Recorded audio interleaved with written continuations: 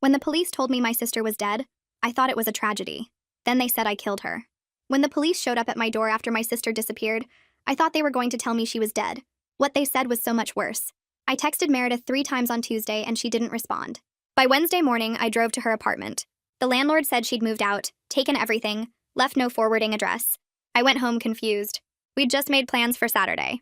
Brunch at the place we'd gone every weekend since we were teenagers. Thursday morning, 2 detectives stood on my porch.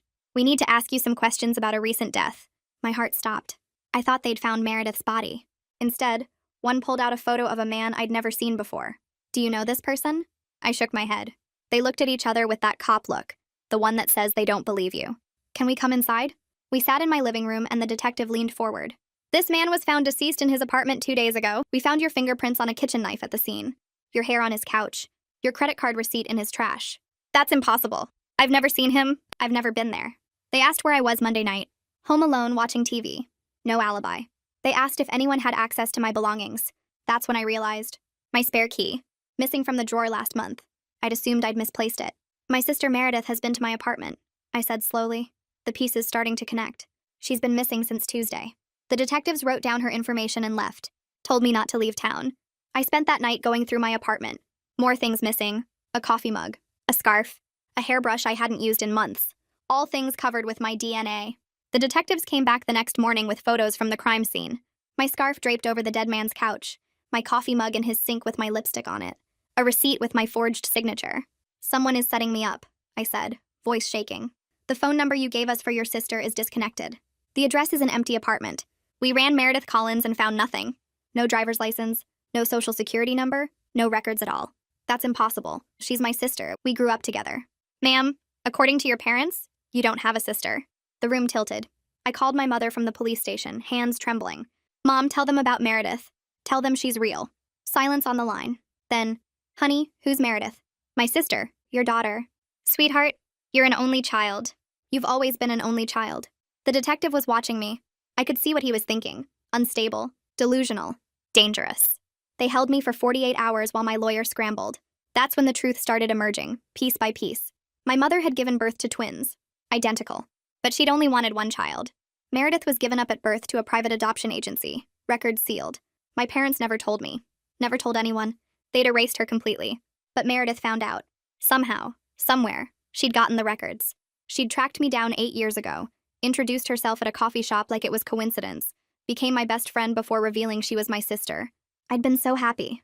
A sister I never knew. A connection I'd always felt was missing. 8 years she'd played the role. 8 years of brunches and holidays and late-night phone calls. 8 years of collecting my hair, my fingerprints, my habits, my signature. The victim was her ex-boyfriend. Restraining order. History of stalking her. She'd planned his murder for years.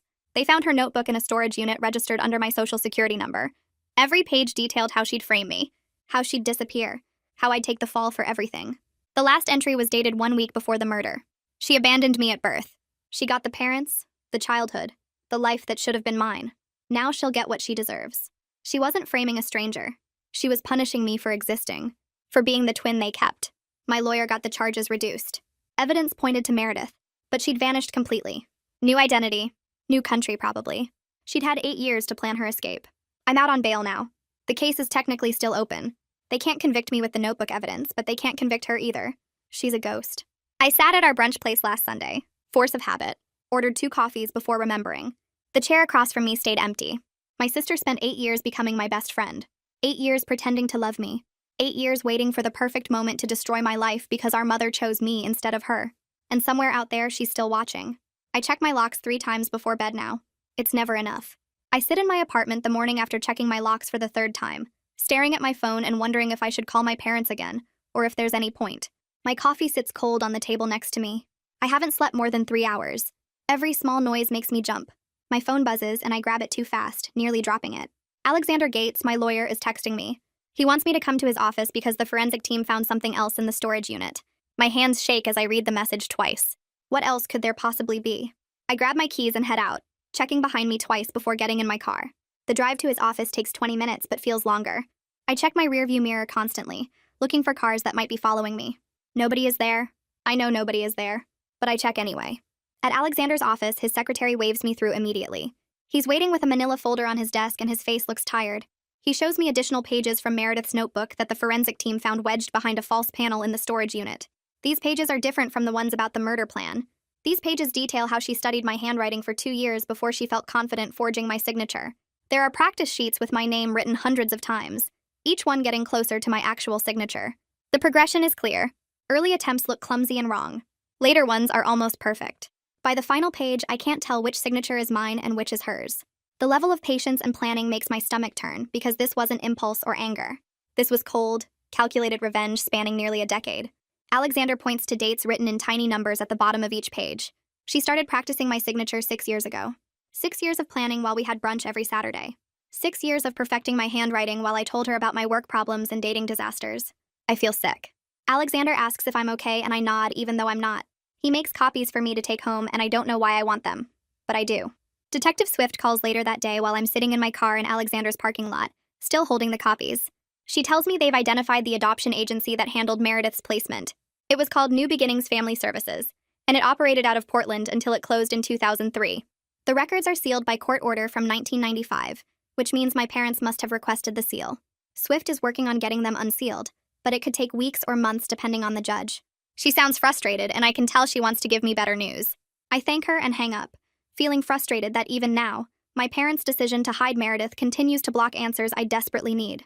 If they had just told me the truth from the beginning, would any of this have happened? Would Meredith have felt less abandoned if she'd known I didn't know about her either? I start the car and drive home on autopilot, barely remembering the route. I force myself to go grocery shopping because I've been living on delivery food for 2 weeks, and I need to reclaim some normalcy. The store is crowded with people doing their regular Wednesday shopping, and the fluorescent lights feel too bright. I grab a cart and head to the produce section, trying to remember what I usually buy. Apples. I need apples. I'm reaching for a bag when I see her. A woman with dark hair like Meredith's, standing by the tomatoes. My heart stops. She's wearing a blue jacket. Meredith had a blue jacket. The woman turns slightly and I see her profile. My hands start shaking. I abandon my cart right there in the middle of the aisle and walk quickly toward the exit. She turns around fully and I see her face. It's not Meredith. The woman is older with different features. Nothing like my sister except the hair color. I keep walking anyway. I can't stop. I get to my car and sit there for 10 minutes, my hands shaking too badly to put the key in the ignition. A security guard walks by and looks at me with concern, but I wave that I'm fine. I'm not fine. I drive home with no groceries and order Chinese food on my phone. That night, I finally read through all the police reports Alexander gave me about Caleb Sutherland, the man Meredith killed. The file is thick, maybe 50 pages. Caleb was 32 when he died. He worked as a sales manager for a tech company. He'd been arrested twice for violating the restraining order Meredith had against him. The first arrest was for showing up at her workplace. According to the report, he waited in the parking lot for 3 hours until she came out, then followed her to her car. She called the police and they arrested him right there. He spent 2 nights in jail and paid a $500 fine. The second arrest was 6 months later for following her home from a grocery store. He drove behind her for 12 miles and she called 911 while driving. The police met her at her apartment and arrested him in his car across the street. That time he spent a week in jail. The reports paint him as obsessive and threatening, someone who couldn't accept that their relationship was over. I realize Meredith chose a victim whose death might seem justified if she'd been caught. She could have claimed self-defense. She could have said he broke in and attacked her. The restraining order history would have supported her story. But she didn't plan to get caught. She planned for me to take the fall. I call my mother against my better judgment because I need to understand how she could give away a baby and then pretend that baby never existed. The phone rings 3 times and I almost hang up. She answers on the 4th ring, her voice careful and distant. I ask her directly why she chose to keep me instead of Meredith. The question hangs in the air between us. She's quiet for so long I think she's hung up. Then she says it was random. They just picked one. Her voice is flat, like she's talking about choosing between 2 identical apples at the store. I realize that's somehow worse than any reason she could have given. If she'd said I looked healthier or cried less or had a birthmark she loved, at least that would be something. But random? A coin flip that determined everything about both our lives? I ask her if she ever thought about the other baby, the one she gave away. She starts crying and says she tried not to. She says she had to believe she made the right choice or she couldn't have lived with herself. I tell her I have to go and hang up before she can respond. I sit on my couch and stare at the wall for an hour. My first therapy appointment with Fern Collier feels awkward and forced because I don't know how to explain that my best friend of 8 years was actually my twin sister plotting to destroy my life. Her office is small and painted a calming blue color. There are plants on the windowsill and tissues on the side table. She's maybe 50, with gray hair and kind eyes. She asks me to tell her what brought me in, and I start talking. The words come out jumbled and wrong. I keep backtracking to explain things out of order. She listens without judgment and asks me what I'm most afraid of right now. I tell her the truth. Meredith is still out there, still watching, and I have no way to protect myself from someone who knows everything about me. She knows my schedule, my habits, my favorite places. She knows which window in my bedroom doesn't lock properly. She knows I keep my spare car key in my desk drawer. She spent 8 years learning every detail of my life. Fern asks what I'm doing to feel safe, and I tell her about checking the locks 3 times every night. She doesn't tell me to stop. She says that's a normal response to trauma, and will work on managing the anxiety so it doesn't control my life. I cry for the last 10 minutes of the session, and she hands me tissues without making it weird. Alexander files a motion to have my bail conditions modified, so I can at least travel within the state. He argues that I'm clearly not a flight risk, given that I reported the framing myself, and have cooperated fully with the investigation. The prosecutor, Donovan Baird, doesn't oppose it, which Alexander says is a good sign that they're not seriously pursuing charges against me anymore. The hearing is scheduled for Friday morning. I wear a conservative dress and sit quietly while Alexander presents his argument to the judge. The judge is a woman in her 60s who looks stern but fair. She reviews the motion for what feels like forever but is probably 5 minutes. Then she approves it. Just like that, I can travel within state lines. I feel a tiny bit of freedom return, even though I have nowhere I want to go. Alexander shakes my hand outside the courtroom and tells me this is real progress. I thank him and drive home, feeling slightly less trapped than I did this morning. Detective Swift contacts me with news that they've found surveillance footage from a gas station near Caleb's apartment. The footage shows Meredith filling up a car 2 hours before his estimated time of death. Swift emails me a screenshot from the video. The image is grainy but clearly shows her face. She's wearing my jacket, the brown leather one that went missing from my closet 3 months ago. I'd looked everywhere for that jacket. I'd assumed I'd left it somewhere and forgotten. But no, Meredith took it. She wore it to pump gas before murdering Caleb, making sure the cameras caught her in my clothes. This evidence further proves the framing, but it also confirms Meredith was meticulous about every detail. She thought about security cameras. She planned what to wear. She probably drove past that gas station multiple times to confirm it had cameras pointed at the pumps. Swift tells me this footage will help my case significantly. I thank her and stare at the screenshot for a long time. My sister is looking slightly away from the camera, her expression calm and focused. She looks like me. We have the same face, the same hair, the same build. Anyone who saw this footage would think it was me. I drive past the coffee shop where Meredith and I used to have brunch, but I can't bring myself to go inside yet. Instead, I park across the street and watch through the window as other people sit at tables and have normal conversations. A couple in their 20s laughs about something. An older man reads a newspaper while drinking coffee. A woman types on her laptop, probably working remotely. None of them are wondering if the person across from them is secretly plotting their destruction. None of them are checking over their shoulders constantly. I sit there for 20 minutes just watching normal people do normal things. My hands grip the steering wheel tightly. I want to go inside. I want to reclaim that space and those Saturday mornings, but I can't make myself open the car door. Finally, I start the engine and drive away, feeling pathetic but unable to reclaim that space yet. Maybe next week, maybe never. The next morning, my neighbor knocked on my door around 8. I'd been up for hours already, checking the locks again and staring at my phone. She looked nervous, kept glancing down the hallway like she wasn't sure she should be here. She told me she saw someone who looked exactly like me leaving my apartment the day Caleb died. She'd thought it was me at first, but then she noticed the shoes. Black heels, the kind with the pointed toe. She said I always wore flats or sneakers, never heels like that. The detail seemed small, but it stuck with her, made her feel weird about it. When she saw the police at my door days later, she started putting things together. I thanked her 3 times, my voice shaking, and asked if she'd give a statement to Detective Swift. She agreed right away, said she'd call the detective herself that afternoon. After she left, I stood in my doorway for a full minute, just breathing. Someone else saw Meredith. Someone else could prove I wasn't the one at that apartment. Alexander called me 2 hours later with more news from the forensic team. They'd found Meredith's fingerprints in my apartment, but not in normal places. Inside my medicine cabinet, way in the back where I kept old prescription bottles I never touched. Inside my dresser drawers, underneath the clothes. In the back of my closet, behind boxes of winter stuff I hadn't opened in months. She'd been going through everything, taking inventory of my entire life. The analyst told Alexander it looked like someone conducting a search, not just visiting casually. I felt sick hearing this. Meredith had touched my things, moved them around, studied what I owned. She'd been in my bathroom, my bedroom, my private spaces. The framing felt almost easier to process than this. She'd invaded every corner of my home while pretending to be my sister, my friend. Alexander asked if I was okay, and I lied and said yes. I wasn't okay. I wanted to throw away everything I owned and start over in a place she'd never been. 3 days later, I sat in Donovan Baird's office downtown. The building was all glass and steel, modern and cold. Alexander came with me, sat beside me in the chair across from the prosecutor's desk. Donovan looked tired, like he'd been working too many cases for too many years. He told me directly that his office wasn't going to prosecute me. They were preparing to dismiss all charges formally. The evidence pointed clearly to Meredith now, and they were shifting all their resources to finding her. He apologized for what I'd been through, said he understood this had been horrible for me. I should have felt relieved. Alexander squeezed my shoulder, smiled at me, but I just felt empty. Clearing my name didn't undo what Meredith did. It didn't explain why she hated me enough to plan this for 8 years. It didn't bring me any closer to understanding how someone could pretend to love me while plotting my destruction. I thanked Donovan and left his office feeling hollow instead of free. My second therapy session with Fern happened on a Thursday afternoon. Her office had soft lighting and comfortable chairs, the kind of place designed to make you feel safe enough to fall apart. We talked about my sleep, my anxiety, the constant checking of locks. Then she asked me what I missed most about Meredith. The question caught me off guard.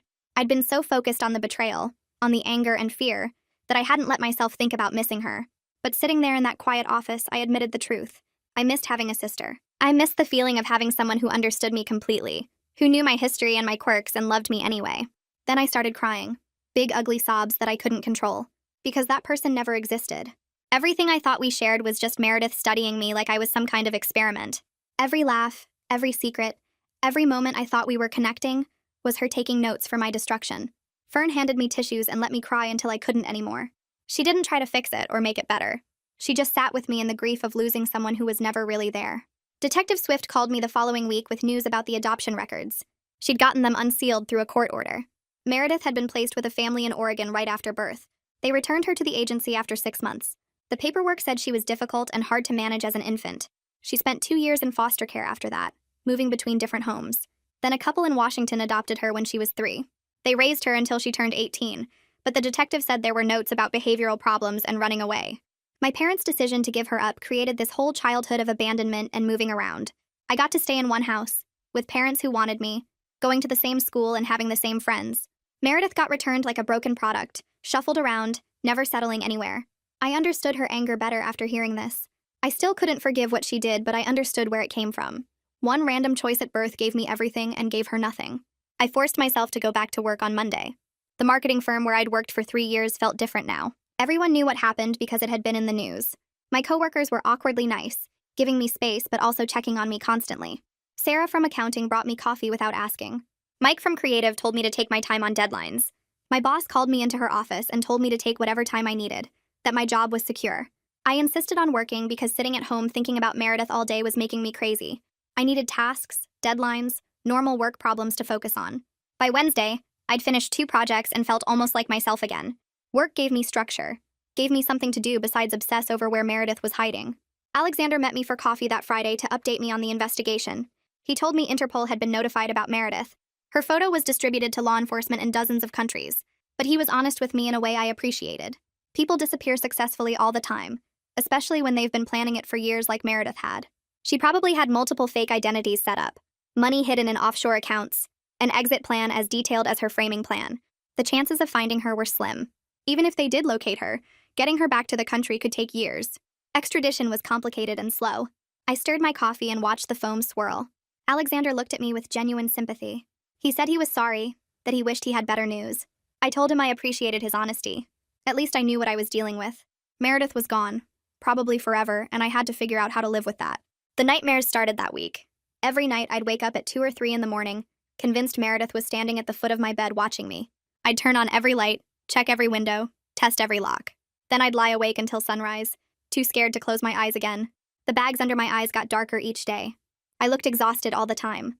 Fern told me this was a normal response to trauma, that my brain was processing the violation of trust and safety. Knowing it was normal didn't make it less scary. I was tired constantly, could barely focus at work. I started drinking coffee all day just to stay awake. My hands shook from the caffeine and the lack of sleep. I looked in the mirror and barely recognized myself. I looked older, worn down, like I'd aged 5 years in the past month. My father called me for the first time since everything came out. His voice sounded strained, like he'd been practicing what to say. He tried to explain their decision.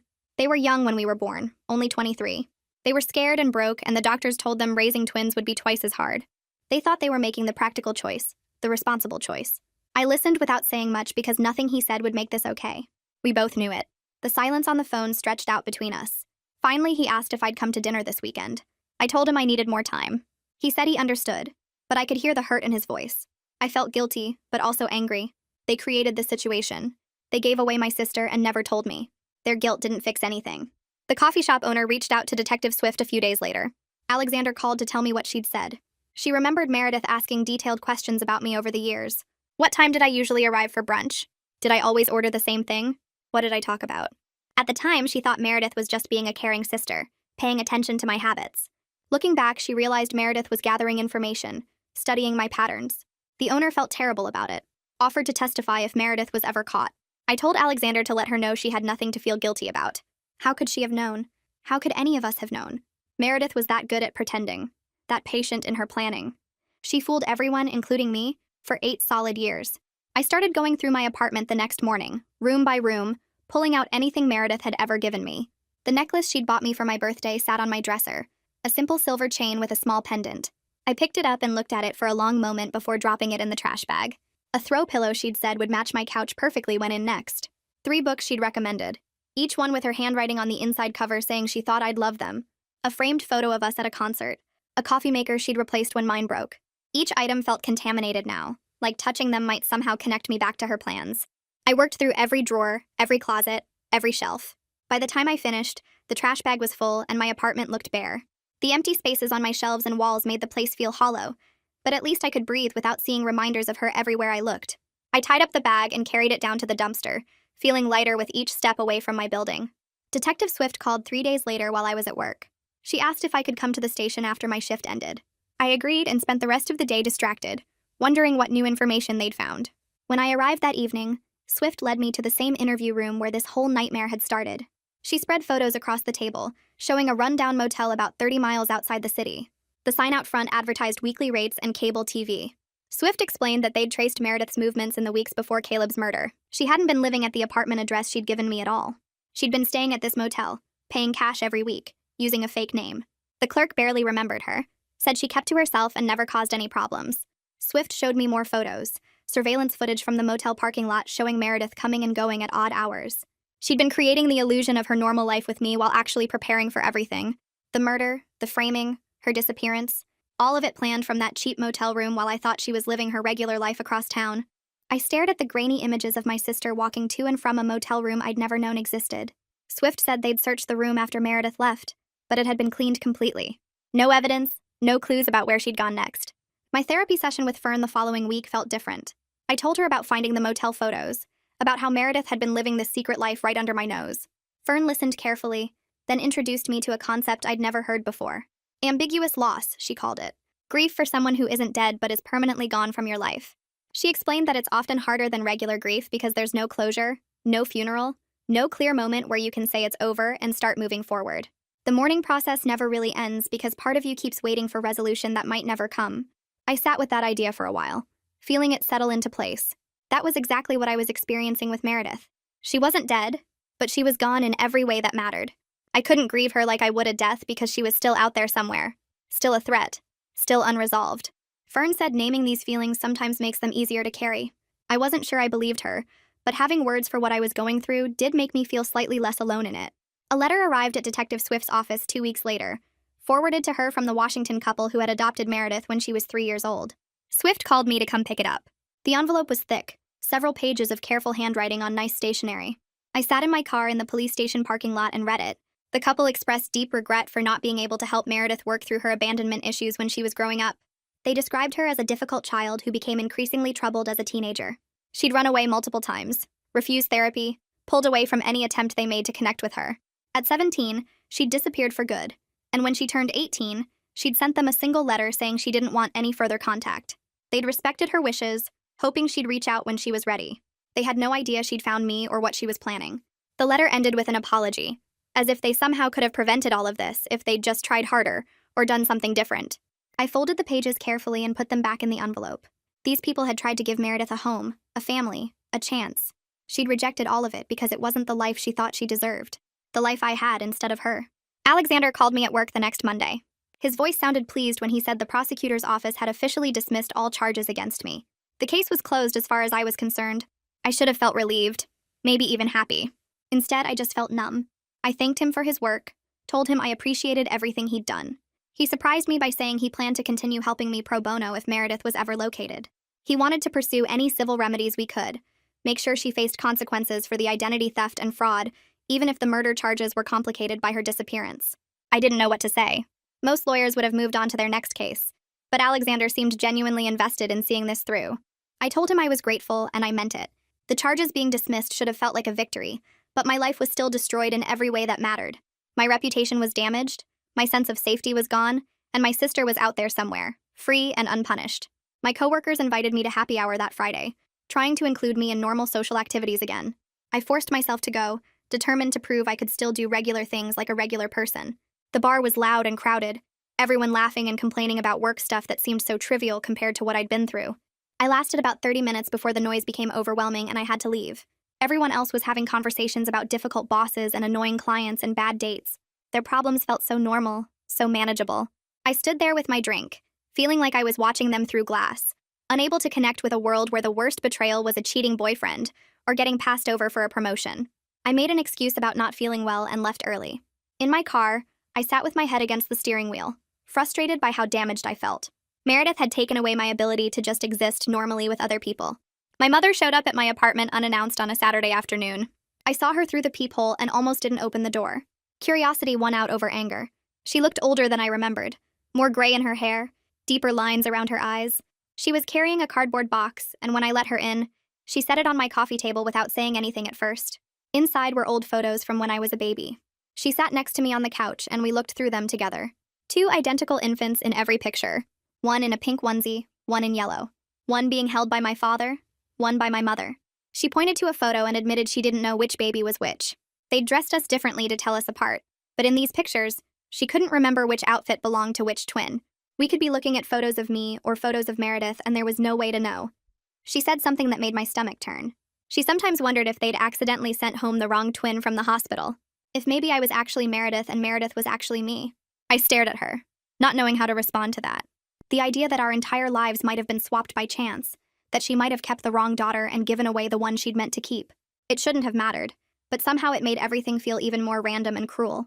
Detective Swift called me again a few days later with more bad news. They'd found evidence that Meredith had been using my identity to open credit cards and bank accounts over the past year. The amounts were significant, nearly $50,000 that she'd never have to pay back because it was all in my name. Swift walked me through the accounts they'd found so far, but she warned there might be more they hadn't discovered yet. I felt sick listening to the list. Meredith had been building financial resources for her disappearance while destroying my credit and leaving me with debt I'd never agreed to. Alexander helped me file fraud reports with every bank and credit card company. We froze my credit, filed police reports, started the long process of proving I hadn't opened these accounts. He explained it could take months or even years to fully clear my name financially. The identity theft was just another layer of violation on top of everything else she'd done. Every time I thought I understood the full scope of her betrayal, something new emerged to show me it went even deeper than I'd imagined. Fern had recommended a support group for victims of stalking and identity theft.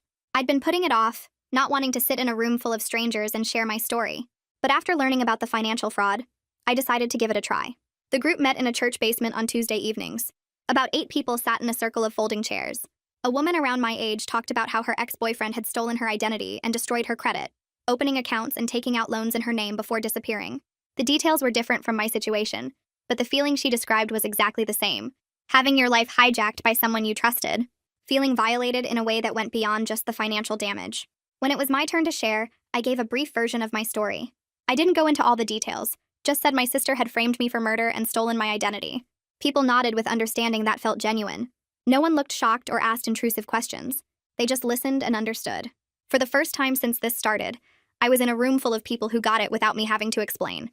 The prosecutor's office held a press conference the following week, announcing that I'd been cleared, and they were actively searching for Meredith. My name was all over the news again. I had to take the day off work because reporters showed up at my office building trying to get a statement. They called my cell phone, sent emails, even knocked on my apartment door. Alexander handled all the media inquiries. He gave a brief statement saying I was relieved to be cleared and hoped law enforcement would locate my sister soon. I was grateful he dealt with it because I had nothing to say that wouldn't sound either pathetic or full of rage. The news coverage dredged everything back up. My coworkers, who had finally stopped walking on eggshells around me, went back to giving me sympathetic looks. Strangers recognized me at the grocery store. I stayed home for 3 days, ordering food delivery and ignoring my phone, waiting for the media attention to die down again. I took a week before I could make myself walk back to the coffee shop. The building looked exactly the same from the outside. Same brick walls and painted sign, but everything felt different now.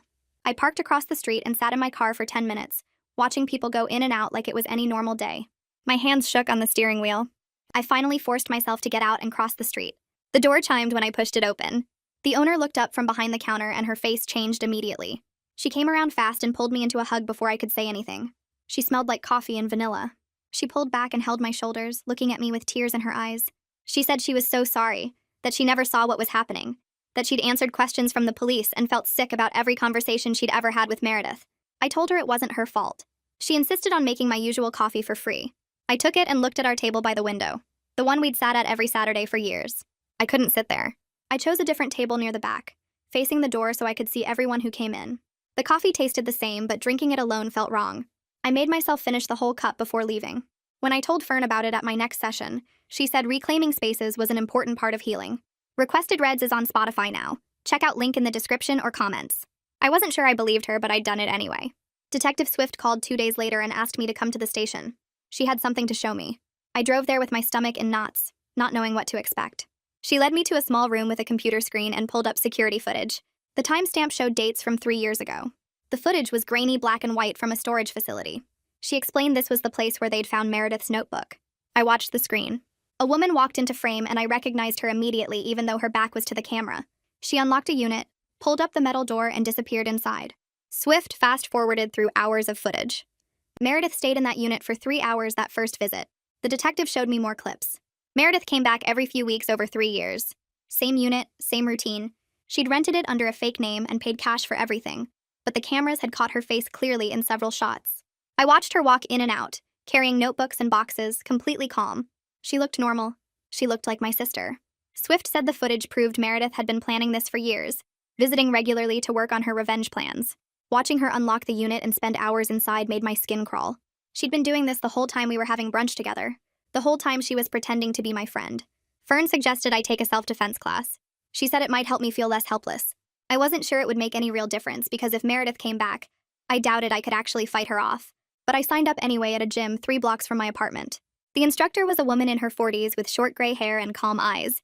She was patient when I showed up, obviously anxious the first night. The class had about 12 people, mostly women, all different ages. Nobody knew my story, and I liked being anonymous. The instructor taught us basic strikes and how to get out of holds. The physical activity helped. I slept slightly better on class nights. My body was tired in a good way, instead of just exhausted from anxiety. The other students were friendly, but didn't ask personal questions. I could just be another person learning to protect herself. I went twice a week and started to feel a tiny bit less afraid walking to my car at night. My father called on a Thursday afternoon while I was at home. He asked if I was ready to talk to them both. I almost said no out of habit, but something made me say yes instead. I surprised myself. We agreed to meet at a restaurant downtown, neutral territory, not their house. I got there first and sat in a booth near the back. My parents arrived together 5 minutes later. They looked older than I remembered. My mother's face was puffy like she'd been crying. My father looked defeated, shoulders slumped. We ordered food none of us really wanted. The conversation was painful and awkward. My mother cried and apologized multiple times. My father kept saying they'd made a terrible mistake. They tried to explain their reasoning, but nothing they said made it okay. I realized sitting there that they were going to carry guilt about this for the rest of their lives. That didn't fix anything, but it was something. I told them I needed time before we could have any kind of normal relationship again. They both nodded and said they understood. They accepted it without arguing. We ate in mostly silence. When we left, my mother hugged me tight and whispered that she loved me. I didn't say it back, but I didn't pull away either. Alexander called me into his office the following week with new information. He'd been digging into Meredith's background. He'd discovered she'd filed a legal name change 2 years ago. This meant she'd been operating under at least 2 identities, the name she used with me and whatever name she'd changed to legally. He showed me the court documents. The new name was Sarah Mitchell. Completely different. He explained this made finding her much harder because she could have multiple passports and identities layered on top of each other. She might have other names we didn't know about. The FBI was now involved because the identity theft crossed state lines. Alexander had been in contact with an agent who was working the case. But even the FBI admitted the trail was cold. Meredith had been too careful, planned too well. She could be anywhere in the world using any name. The chances of finding her kept getting smaller. My friend Rachel set me up on a blind date with someone she knew from work. I agreed because I was desperate to prove to myself that I could still trust people and have normal relationships. His name was Tom, and he was perfectly nice. We met at an Italian restaurant on a Saturday night. I was on edge from the moment I sat down. I analyzed everything he said for hidden meanings and lies. When he asked about my family, I gave vague answers and changed the subject fast. When he talked about his job, I wondered if he was really telling the truth or making it all up. I couldn't relax. My shoulders stayed tense the whole meal. I kept checking the exits and watching other diners. Tom noticed I was uncomfortable. He asked if I was okay. I lied and said I was fine. We both knew there wouldn't be a second date. When we said goodbye in the parking lot, he was polite but distant. I got in my car and cried, frustrated by how much Meredith had taken from me. I couldn't even have a normal dinner with a nice person without falling apart. At my next therapy session, Fern and I worked on strategies for managing my paranoia and hypervigilance. She taught me grounding techniques for when I started spiraling into worst-case scenarios. She had me practice focusing on my 5 senses to stay in the present moment. She was honest that I might always have some level of anxiety about trust and safety, but she believed I could get to a place where it didn't control my entire life. I wanted to believe her. Right now, it felt impossible. Every time I started to relax, something would trigger me and I'd be right back to checking locks and watching strangers. Fern said healing wasn't linear. There would be good days and bad days. I just had to keep working at it. Detective Swift contacted me again a few days later. She said they'd identified 3 other people Meredith had contact with over the years, who might have information about her plans. They were interviewing each of them. One was a former co-worker who remembered Meredith talking about feeling abandoned by her birth family. Another was a therapist Meredith had seen briefly before stopping treatment. The third was a woman who'd lived in the same apartment building as Meredith years ago. Swift said none of them had seen this coming. They all described Meredith as quiet and private but seemed normal enough. Nobody had suspected she was capable of murder and framing her own sister. The interviews weren't giving them useful leads on where she might have gone, but they were building a fuller picture of who Meredith really was. I got a notification on my phone that someone had tried to use one of my credit cards in Mexico. My heart started racing immediately. I thought it might be Meredith. I called the credit card company with shaking hands. They explained it was regular credit fraud, not connected to my case. Someone had stolen the card number and tried to buy electronics. The incident sent me into a panic attack anyway. I sat on my bathroom floor using all of Fern's grounding techniques to calm down. I focused on the cold tile under my hands. I counted my breaths. I named 5 things I could see. It took 20 minutes before my heart rate came back to normal. I was exhausted by how much energy it took just to function through a normal day. Every little thing felt like a crisis. My boss called me into her office on a Tuesday morning. She suggested I take a leave of absence because my work performance was suffering. Part of me wanted to argue and insist I was fine, but I knew she was right. I could barely focus on anything. I'd missed several deadlines. I'd shown up late multiple times. I agreed to take a month off. The relief of not having to pretend to be okay at work every day was immediate. I wouldn't have to force myself to act normal in meetings or make small talk in the break room. I could use the time to focus on therapy and trying to rebuild some sense of stability. I cleaned out my desk that afternoon and drove home feeling lighter than I had in weeks. I spent the whole weekend going through my phone. 8 years of text messages with Meredith sat in my archive, waiting to be read with new eyes. I started at the beginning, back when she first told me she was my sister. The messages were careful at first, testing boundaries, building trust. Then they got warmer, more personal. By year 2, we were texting every day. Good morning messages, random thoughts, photos of coffee cups and sunsets. I scrolled through thousands of messages, looking for the manipulation I'd missed. It was everywhere. She'd ask what time I left for work, what route I took, whether I locked my bedroom door at night. At the time, I thought she was being protective. A caring sister worried about my safety. Now I could see her building a map of my life. She asked about my morning routine, my evening habits, where I kept my spare key. She'd screenshot my calendar when I sent her my schedule. She collected details about my handwriting, asking me to send photos of grocery lists and birthday cards. Every conversation was intelligence gathering wrapped in sisterly concern. I found a message from 3 years ago where she asked what perfume I wore. I'd sent her the name and she said she wanted to try it. Now I knew she was probably buying it to smell like me, to be me. The messages where she said she loved me felt like weapons, each one designed to make me trust her more completely, to make me vulnerable. I read for hours until my eyes burned and my head ached. Detective Swift called me Tuesday morning. She said Meredith's therapist had reached out through proper legal channels. The therapist couldn't share much because of privacy laws, but she'd gotten clearance to provide information relevant to the investigation. Swift asked if I wanted to come to the station to hear what the therapist had to say.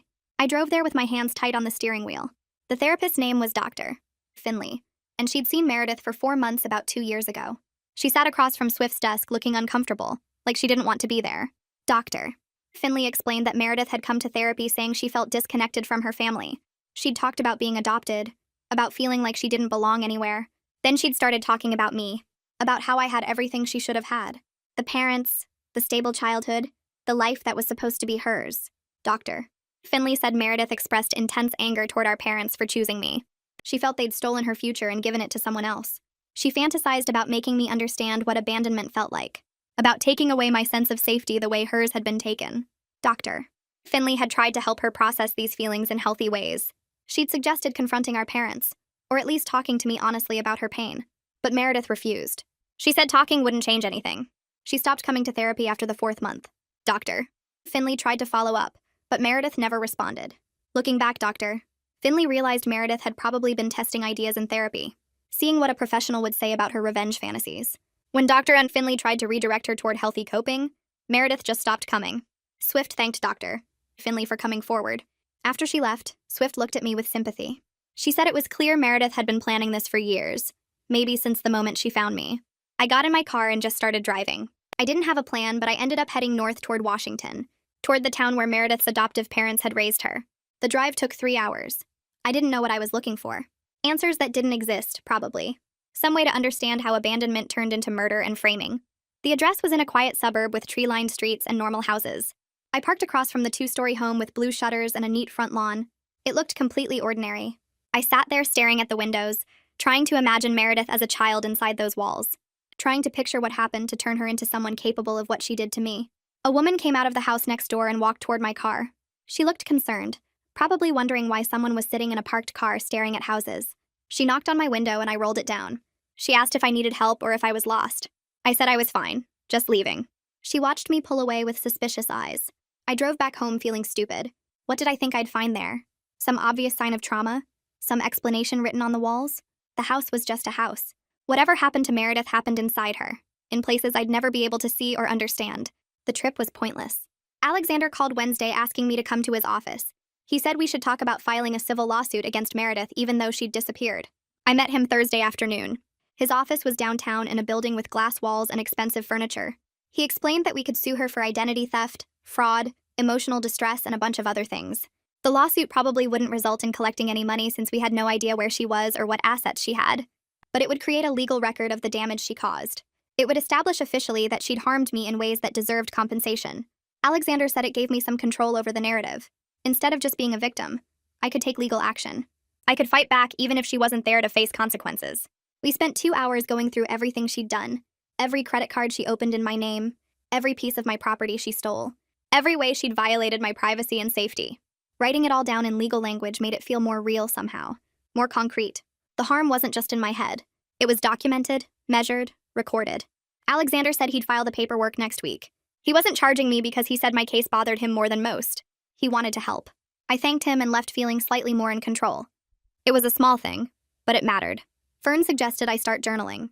She said writing letters to Meredith that I'd never send might help me process everything. I bought a notebook that night and sat at my kitchen table staring at the blank page. I started writing, "Dear Meredith." Then I crossed it out. She wasn't dear. She was a stranger who'd pretended to be my sister. I started over. The words poured out fast and angry. I asked why she didn't just confront me when she found out about the adoption. Why she spent 8 years building a relationship just to destroy it. I wrote about the brunches and the late-night phone calls and the birthday presents. About how real it all felt.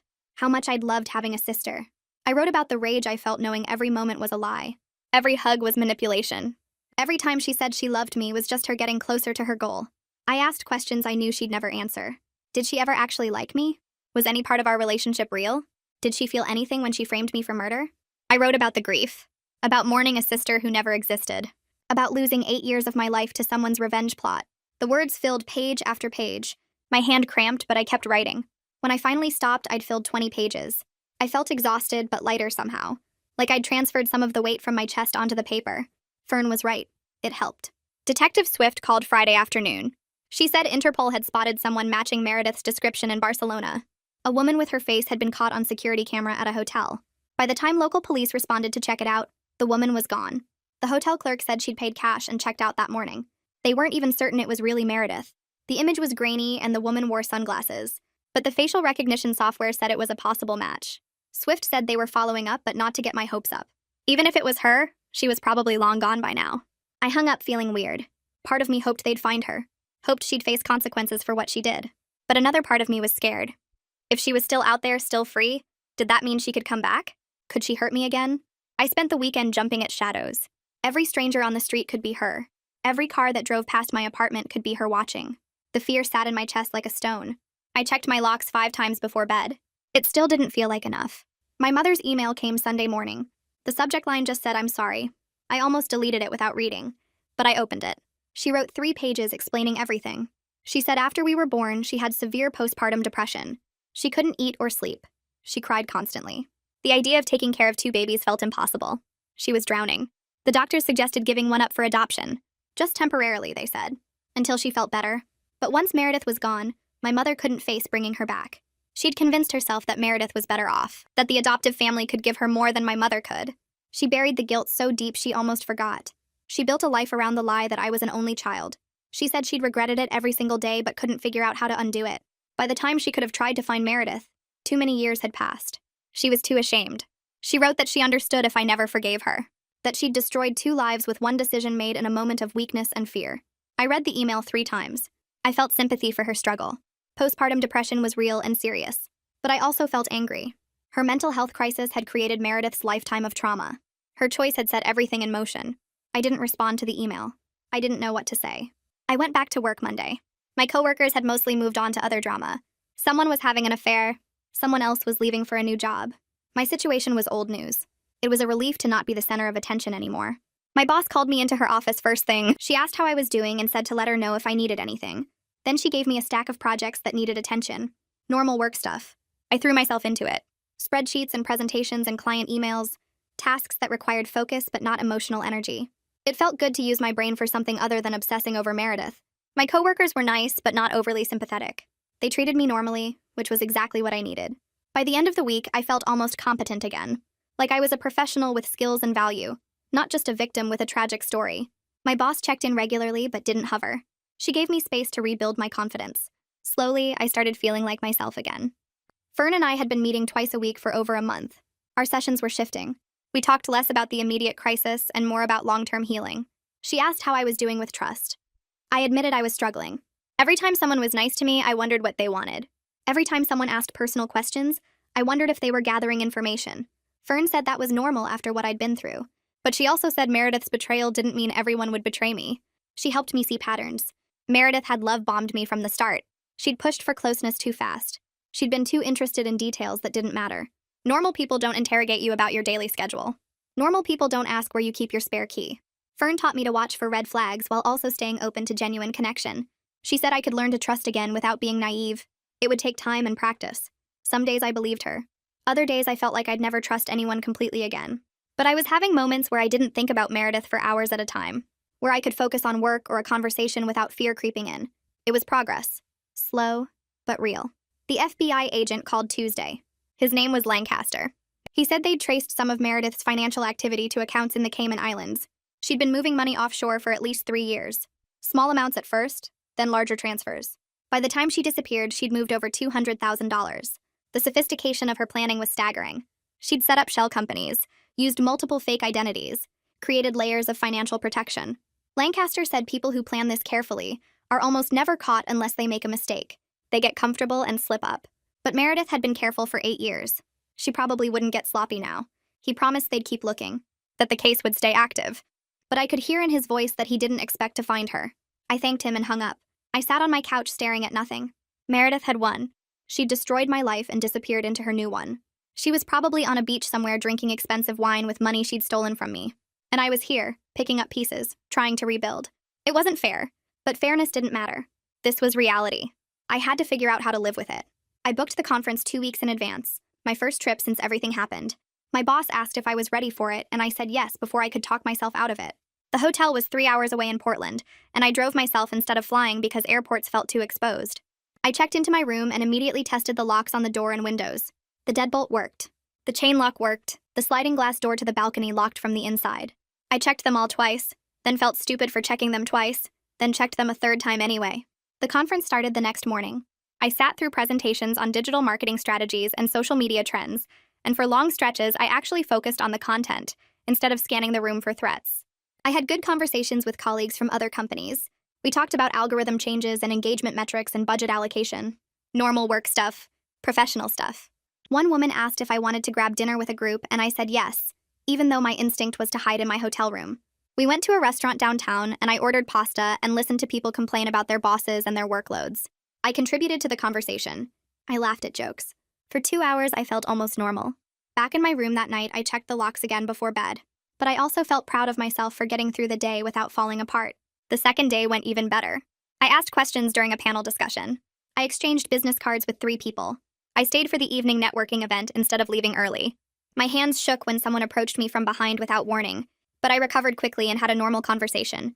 The third day, I actually enjoyed parts of the conference. I took notes during sessions. I made plans to follow up with contacts when I got back. On the drive home, I realized I'd gone 3 full days without a major panic attack. The fear was still there, humming under everything, but I'd functioned anyway. Progress. My mother called the week before Thanksgiving and asked if I'd come to dinner. I told her I needed to think about it. I brought it up with Fern at our next session, and she asked what I was afraid would happen if I went. I said I was afraid of sitting at a table with them and feeling nothing but anger. Or worse, feeling the old automatic love and forgiveness before I was ready to give it. Fern said both reactions would be normal, and going didn't mean I had to resolve anything. It could just be a meal. Just showing up. I called my mother back and said I'd come. Thanksgiving Day, I drove to their house with my stomach in knots. My father answered the door and hugged me carefully, like I might break. The house smelled like turkey and stuffing, the same smells from every Thanksgiving I could remember. We sat down at the dining room table, the 3 of us, and there was an empty space where a 4th person should have been. Nobody mentioned it directly. We talked about my job and the conference I'd attended. We talked about the weather turning cold. We talked about their neighbor who was selling his house.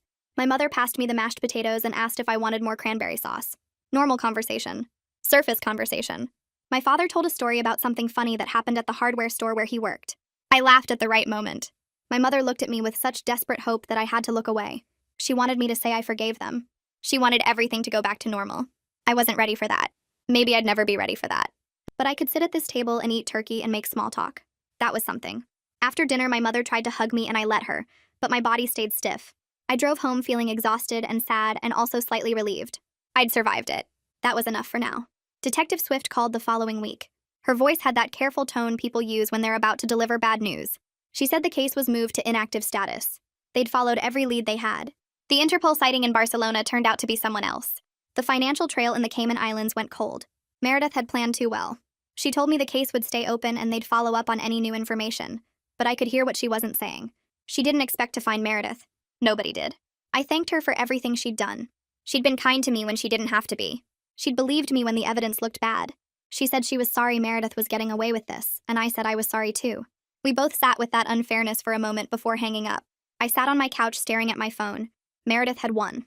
She'd destroyed my life and disappeared into her new one with money and freedom and probably a beach somewhere. And I was here trying to rebuild from rubble. It wasn't fair, but fairness didn't matter anymore. This was just reality now. The guy from my self-defense class asked me out the next week. His name was Joseph, and he had kind eyes and a quiet way of talking. I said yes before I could overthink it. We met for coffee on a Saturday afternoon, neutral territory where I could leave easily if I needed to. He asked about my job, and I told him about the marketing firm. He told me he worked in IT for a hospital. We talked about movies we'd seen recently and restaurants we liked. Normal first date stuff. Then he asked about my family, and my chest got tight. I gave him the simplified version. I said I had complicated family stuff and left out the details about murder and framing and identical twin sisters who spent 8 years plotting revenge. He nodded like he understood complicated family stuff. He didn't push for more information. We talked for over an hour, and I was present for most of it. My mind only wandered to worst-case scenarios a few times. When we left, he asked if I wanted to do it again sometime, and I said yes. Walking to my car, I felt terrified and also proud of myself. I was reclaiming this part of my life. Dating, connection, the possibility of trust. It was scary, but it also felt important. I spent a Saturday afternoon going through my apartment and gathering every photo of Meredith and me. There were dozens of them. Us at brunch, us at the beach, us at Christmas. 8 years of fake sisterhood documented in frames on my walls and shelves. I took them all down and put them in a cardboard box. I didn't throw them away. Fern said that was healthy. Not erasing the past, but giving myself permission to not dwell on it constantly. The box went in the back of my closet where I wouldn't see it every day. My apartment looked bare afterward. There were empty spaces on the walls and gaps on the shelves. But it also felt lighter. Her face wasn't staring at me from every surface anymore. I could walk through my living room without being ambushed by memories of someone who never really existed. That night, I sat on my couch and looked around at the empty spaces. They'd fill eventually. New photos, new memories, a life that was actually mine. Alexander called and asked me to come to his office for a final meeting. He had the official paperwork showing all charges were dismissed. The case was closed from a legal standpoint. He told me I was one of the strongest people he'd ever represented. I didn't feel strong.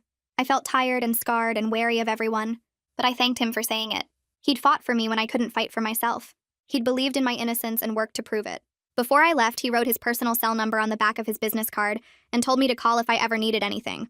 Not just legal stuff. Anything. I was touched by his genuine care. He didn't have to do that. His job was over. But he wanted me to know I had someone I could reach out to. I put the card in my wallet and felt grateful for people like him. 6 months after Meredith disappeared, I was in a surprisingly good place. I still saw Fern every other week. I still checked my locks at night. I still had nightmares sometimes where Meredith stood at the foot of my bed watching me. But I was also working successfully. My projects at the firm were going well. I'd gotten positive feedback from my boss. I was dating Joseph, and it was going slowly but nicely. We'd been on 6 dates, and he still didn't know the full story. But he knew enough. He was patient with my anxiety. He didn't push for more than I could give.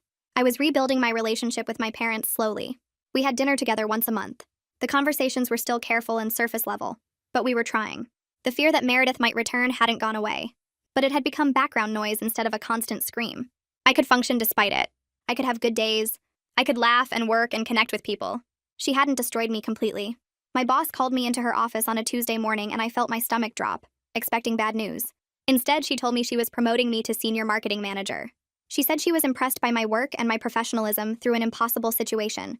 The promotion came with a raise and more responsibility and my own small team. I thanked her and tried not to cry in her office. After I left, I sat at my desk staring at my computer screen. I'd gotten promoted. Despite everything Meredith had done, I was still building a career. I was still moving forward. That night, Joseph took me out to celebrate. We went to a nice restaurant and ordered expensive wine. I told him about the promotion, and he was genuinely happy for me. A few of my coworkers joined us for drinks afterward. We laughed and toasted, and I felt genuinely happy for the first time in months. Meredith had tried to destroy my life, but I was still here, still working, still succeeding. That felt like winning. My mother asked if I wanted to get coffee, just the two of us. I hesitated but said yes.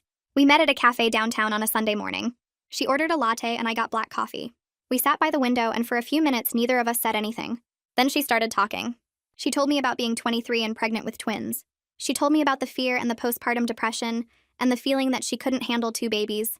She didn't make excuses. She said it was the worst decision she'd ever made, and she'd carried the guilt every day since. She said she'd tried to bury it so deep she almost convinced herself it never happened. I listened without interrupting. When she finished, I told her I understood she'd been struggling, but her choice had created Meredith's entire life of abandonment and pain. I said I wasn't ready to forgive her yet. Maybe I never would be, but I could try to understand. She nodded and wiped her eyes. We sat there drinking our coffee and watching people walk by outside. It wasn't perfect. It wasn't resolution. But it was real and honest, and that felt like something. I started volunteering at an organization called Family Bridges that helped adopted children maintain connections with their birth families. I went through their training program and started working with families once a month. The work was hard but meaningful. I helped facilitate meetings between kids and their biological parents. I helped navigate complicated emotions and difficult conversations. I wanted something positive to come from what happened with Meredith. I wanted to help prevent other children from growing up feeling abandoned and erased. The coordinator told me my perspective was valuable. She said having someone who understood the complexity of adoption and family trauma made a difference. I drove home after my first volunteer session feeling purposeful in a way I hadn't in months. This couldn't undo what Meredith did, but it could maybe help other families avoid creating that kind of pain. 3 months later, Detective Swift's name appeared on my phone screen while I was making dinner. My hands froze on the cutting board. She hadn't called in weeks. I answered on the second ring. Her voice was careful and measured. She told me they'd found a body in rural Argentina. A car accident on a mountain road. The vehicle had gone over a cliff and burned. Dental records confirmed the identity. Meredith had been dead for 3 months. She'd been living under the name Maria Castellanos, working at a hotel in a small town near the Andes.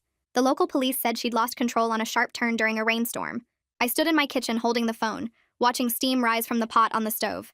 Relief hit me first, sharp and immediate. She couldn't hurt me anymore. She couldn't come back. Then grief crashed in behind it, surprising and overwhelming. I'd lost my sister. Not the person who framed me, but the woman I'd believed was my best friend for 8 years. The brunches and late-night phone calls and birthday celebrations, all of it had been real to me, even if it was performance to her. And guilt followed, bitter and uncomfortable, because part of me was glad she was dead. I thanked Detective Swift and hung up. The pasta boiled over and I didn't move to turn it off. I called Fern that night and went to see her the next morning. She asked how I was feeling and I told her I didn't know. I'd cried for an hour after hanging up with Detective Swift, then felt nothing at all. Fern said grief was complicated when the person who hurt you dies. I was mourning multiple losses at once. The sister I thought I had, the relationship I believed we shared, the possibility of ever understanding why she did it, and also mourning Meredith herself, the damaged person whose life had been consumed by revenge and abandonment. Over the next week, I cried more than I had in all the months since she disappeared. I cried at work, in my car, in the grocery store produce section. My boyfriend held me while I sobbed and didn't ask questions I couldn't answer. Fern helped me understand that grief doesn't follow logic. I could hate what Meredith did and still mourn losing her. Both things could be true at the same time. My mother called 2 weeks after I learned about Meredith's death. She asked if I wanted to plan a memorial service. Something small, just the three of us. I thought about it for 2 days before saying yes. We met at a funeral home and picked out a simple urn for Meredith's ashes, which were being shipped from Argentina. My father looked older than I'd ever seen him. My mother kept touching the urn samples like she was trying to connect with something she'd lost decades ago. We held the service on a gray Saturday morning at a cemetery outside town. Just me, my parents, and a priest who didn't know any of us. My mother brought white roses and placed them on the ground where we'd scatter the ashes later. She cried quietly, her shoulders shaking. My father read a poem about forgiveness and second chances that made my throat tight. When it was my turn to speak, I talked about letting go. About how Meredith had been a victim of circumstances she didn't choose, even though she made terrible choices herself. About how holding on to anger would only hurt me, not her. My voice cracked on the last sentence, but I finished. It was sad and strange and necessary.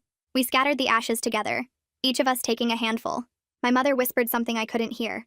My father squeezed my shoulder. We stood there for a few minutes in silence, then walked back to our cars. A month after the memorial, I went back to the coffee shop. I'd avoided it since learning Meredith was dead, but I needed to reclaim that space. I walked in during the morning rush and sat at our old table deliberately. The owner saw me and brought over a coffee without asking what I wanted. She sat down across from me, in the chair Meredith used to occupy. She asked how I was doing, and I told her the truth. Some days were okay, some days weren't. She said she'd thought about Meredith a lot since everything happened. How she'd seemed lonely sometimes, despite always smiling. How she'd asked detailed questions about my life that had seemed caring at the time, but felt calculating in retrospect. We talked about Meredith as a real person, not just the villain of my story. Someone who'd been abandoned as a baby and spent her whole life trying to make sense of that rejection. Someone who'd chosen revenge instead of healing. The owner said she understood why I'd grieve for her despite everything. I realized sitting there that I could hold both truths. Meredith had hurt me terribly and tried to destroy my life. And she'd also been a victim of my parents' choice, damaged in ways she couldn't overcome. Both things were real. My relationship with my boyfriend shifted after Meredith's death. The constant fear that had been between us, the hypervigilance and trust issues, started to ease. I could be more present with him, more vulnerable. We were having dinner at his apartment when he told me he was proud of how I'd handled everything. I'd been through something that would have broken most people, and I was still standing, still building a life. We talked about the future carefully, what we wanted, where we saw things going. I admitted I was still cautious about trust, still learning that not everyone would betray me. He said he understood and wasn't going anywhere. 2 months later, he met my parents for dinner at their house. I'd been nervous about it, but the evening was actually pleasant. My mother made pot roast and asked him about his work. My father told embarrassing stories about my childhood. We all laughed at something genuinely funny, and it felt normal, like we were moving forward together instead of being stuck in the past. At work, I threw myself into a major marketing campaign for a new product line. I spent 3 months developing the strategy, managing my team, and presenting to executives. When the campaign launched, it exceeded every performance metric we'd set. My boss called me into her office and told me the executive team was impressed. She said I'd shown exceptional leadership and creativity. The campaign was used as a model for future projects. My coworkers congratulated me, and I could see they viewed me differently now. Not as the woman whose sister tried to frame her for murder, but as someone competent and capable. Someone building a reputation based on her own merit. I was reclaiming my professional identity from Meredith's shadow, proving to myself and everyone else that I was more than what she'd tried to make me. Fern and I had our final regular therapy session on a Tuesday afternoon. She told me we were transitioning to occasional check-ins as needed, rather than weekly appointments. She said I'd done remarkable work processing trauma that would have broken many people. I'd learned to function despite ongoing fear. I'd rebuilt relationships with my parents despite their role in creating Meredith's pain. I'd started trusting again, carefully but genuinely. I thanked her for helping me survive and then learn to actually live again. For teaching me that I could hold complicated feelings about Meredith without letting them consume me. For showing me that healing doesn't mean forgetting or forgiving everything, just learning to carry the weight differently. I left her office feeling grateful for the support system that had helped me through the darkest period of my life. My boyfriend, my parents despite everything, my coworkers, and Fern herself. I hadn't done this alone. A year after the police first showed up at my door, I stood in my apartment getting ready for a dinner party. I'd invited 6 friends and my boyfriend. I was making lasagna and garlic bread, setting the table with actual cloth napkins. I realized halfway through chopping vegetables that I'd gone the entire day without thinking about Meredith or checking my locks obsessively. The scars from her betrayal would always be part of me.